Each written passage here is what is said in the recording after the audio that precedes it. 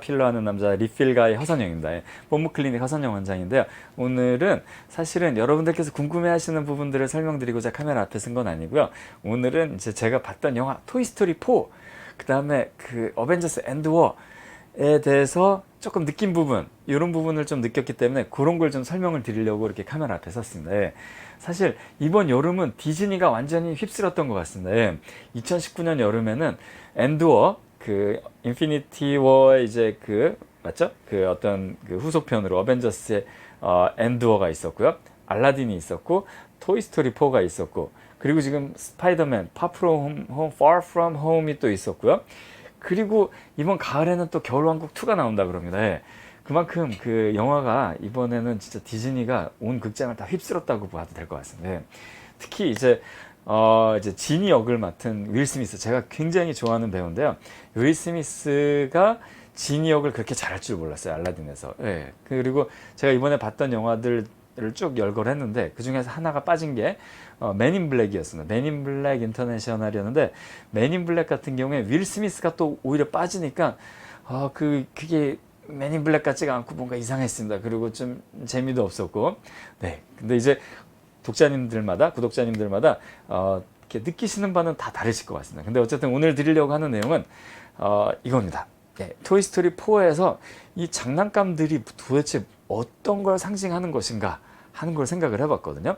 근데 이 영화를 보신 분들은 기억이 나실 거예요. 그 개비개비라는 캐릭터가 우디한테 있는 그 소리나는 상자, 그 쭉 이렇게 실로 당기면은 뭐 이렇게 뭐 카우보이의 멘트들이 이렇게 나오는 게 있죠, 그렇죠? 뭐 히하 뭐 이러면서 뭐 이렇게 그 말 타는 소리도 내고, 뭐 여러 가지 재밌는 그 소리가 나게 딱 잡아당기면 장난감에서 나는 그 뮤직박스라고 해야 되나? 사운드박스를 개비개비가 그 노리죠, 그렇죠? 우디의 개비개비가 우디의 그 사운드박스를 굉장히 노립니다. 그걸 갖고 있으면은 어떤 어린이의 사랑을 받게 될 수 있을 것 같다라는 생각을 본인이 하기 때문에 그래서 그걸 많이 노립니다. 근데 결국은 우디가 이제 그 탈출을 했다가 다시 이제 친구를 구하려고 또 개비개비가 있는 곳으로 들어왔는데, 그때 이제 개비개비가 우디를 설득하는 내용이 하나 있습니다. 그 개비개비가 그 폴키한테 우디가 어떤 사람이고 어떤 과거를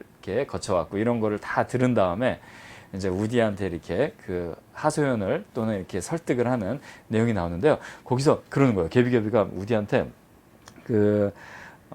우디 너는 이제 앤디라고 하는 그 최초의 주인이 있었는데, 그 주인이 학교에 적응을 하지 못하면은 학교에 적응을 할 수 있도록 가방에 몰래 들어가 가지고 학교까지 따라가 주기도 했었고, 그 다음에 우디가 크고 성장하고 이러는 과정들을 다 지켜봤고, 그리고 이제 우디가 커가지고 또 대학에 가고 독립하면서 이제 그 떠나보내는 그 모든 과정을 겪어보지 않았느냐. 나 개비개비라는 인형은 그런 걸 한 번도 겪어보지 못했다. 나는 우디, 당신이 부럽다. 네가 부럽다. 이러니까 우디가 한숨을 푹 쉬더니, 그래 그러면은 이거 너 줄 테니까 폴키를 나한테 다시 넘겨라. 이러면서 이제 그 하는 장면이 있습니다. 근데 그 장면에서 리필가이는 막 눈물이 팡팡 나왔습니다. 왜 그러냐면 이 우디, 토이스토리에서 우디가 맡은 역할이 무엇인가 생각을 해봤더니 우디가 항상 하는 역할은 그렇게 개비개비가 말한 것처럼 앤디가 학교에 적응하게 도와주고, 우디가 크는 걸 도와주고, 우디의 꿈을 이해해주고, 또 우디가 아니고 앤디죠. 앤디, 그 자기 주인 앤디의, 그리고 이제 장난감들이 흩어지지 않게 잘 모아주고 이렇게 아무도 낙오되지 않게 도와주고, 이런 과정을 이제 이런 역할을 하거든요. 그게 이제 우디가 하는 역할이 사실은 이제 부모가 하는 역할, 엄마랑 아빠가 하는 역할 같다는 느낌이 많이 들었습니다. 왜냐하면 아기가 학교에 가서 잘 적응하게 도와주고, 그쵸? 그리고 아기가 크는 걸 잘 지켜보고, 그리고 나중에는 아이가 커서 그 독립하고 대학에 가고 이렇게 해서 자기를 떠나보내는 이 모든 과정을 겪어야 되는 게 사실은 우디도 있지만 어머니 아버지들이 그 과정이 있거든요. 그래서 어머니 아버지 생각이 나서 좀 감사한 마음도 많이 들었고요. 그리고 저희 애들을 생각하니까 또 뭔가 좀 짠한 느낌. 왜냐면 나중에 우리 아이들도 저를 이제 떠나겠구나.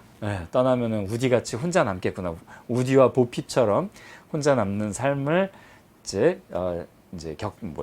지내나요? 어쨌든 그런 삶을 살아야 된다라는 그 느낌이 굉장히 뭔가 그 부모의 마음하고 막 많이 이렇게 닿아 있다는 느낌을 많이 들었습니다. 그래서 사실 제가 이번에 그 영화 보면서 느낀 건 토이스토리 4든 이 토이스토리 전체의 흐르는 게 장난감들이 사실은 부모의 역할, 그리고 아이를 성장시키는 어떤 과정에서 필요한 어떤 사람들의 역할을 하는 게 아닌가, 그런 걸 상징하는 게 아닌가, 그런 생각을 했습니다. 예.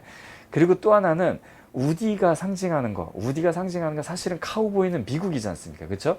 미국이고, 또 하나는 엔도어에서 그 캡틴 아메리카 이름도 아메리카지 않습니까? 그렇죠? 그러니까 미국을 상징하는 두 캐릭터입니다. 사실은 우디랑 그리고 캡틴 아메리카, 항상 바른 생활을 하고 어떤 그 리더십을 발휘하고 미국인들이 자신을 바라보는 그런 시선에서 딱 부합되는, 그 미국인에 부합되는 그런 사람들인데요. 캐릭터들이고요. 근데 이 캡틴 아메리카와 우디가 이번에 둘 다 어떻게 보면 은퇴를 했어요. 자기네 역할을 벗어 던졌습니다. 그러니까 아이를, 아까처럼 우디는 아이를 돌보고 장난감들이 이탈하지 않게, 어디 버려지지 않게 잘 모아주고, 이런 역할들, 리더십을 발휘하는 역할들. 캡틴 아메리카도 항상 팀 리더잖아요. 그렇죠? 토니 스타크하고, 그죠? 아이언맨하고 캡틴 아메리카가 항상 리더입니다. 그리고 특히나 캡틴 아메리카는 굉장히 모범적인 그 리더로 이렇게 비춰지는데요. 우디가 상징하는 그 모습이 사실은 미국의 리더십인데요. 캡틴 아메리카도 이번 엔드워에서 자기의 역할을 벗어 던집니다. 벗어 던지고 평범한 그 미국 시민으로 돌아가서 그 자기가 사랑했던 여자와 이렇게 행복한 삶을, 타임머신 타고 되돌아갔다가 다시 되돌아왔을 때는 캡틴 아메리카로 되돌아오지 않고 평범한 늙은이로, 노인으로, 시민으로 되돌아옵니다. 평범한 그 어떤 여성의 사랑을 받고 여성을 사랑하는 남자로서 되돌아갑니다. 예. 마찬가지로 우디도 이번에 토이스토리 4에서는 원래 자기가 하던 역할, 리더십, 장난감들이 흩어지지 않게 하고, 그쵸?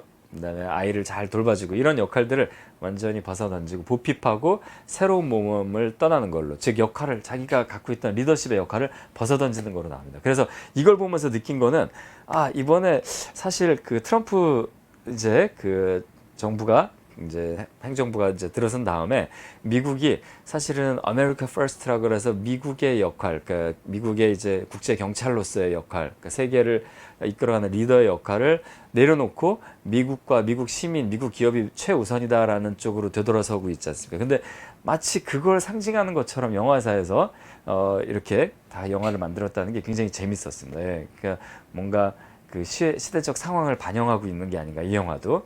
네, 그런, 물론 이제 오락 영화임에도 불구하고 그런 생각이 좀 들었고요.